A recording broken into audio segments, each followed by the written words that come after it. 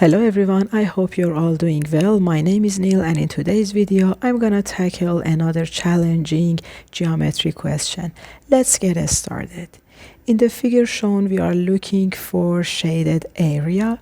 The first thing that I'm gonna do is to call these three parts of this figure. Let's call this part A. Here is B and here is C. In fact, we are looking for the area of B. In the first step, I'm gonna find the area of a square. This is a square, and you know that the side length is 10, so a square, the area of a square is 10 times 10, which is 100. And the next step is to find the area of this quarter circle. As you can see, this is a quarter circle. And in order to find the area of this quarter circle, you should divide the area of whole circle by 4. So area of quarter circle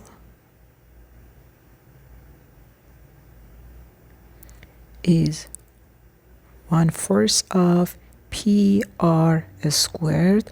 R is radius of this circle, which is the length, the side of square, which is 10.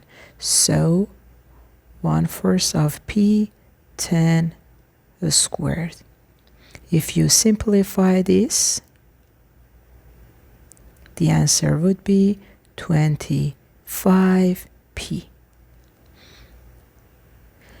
And then I'm going to find the area of this part A, area of A. In order to find the area of A, you can subtract the area of this quarter circle from a whole square. So area of a square is 100, area of quarter circle is 25p. And now the next step is to find the area of A and C together.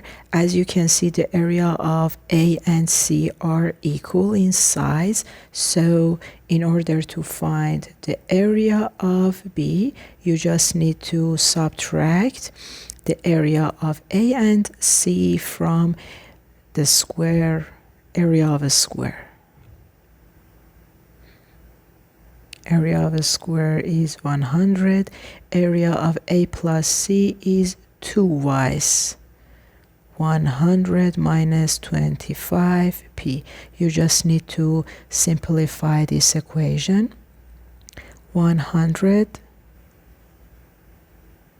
minus, according to distributive law, we should multiply -2 by all terms inside the parentheses, plus 50p.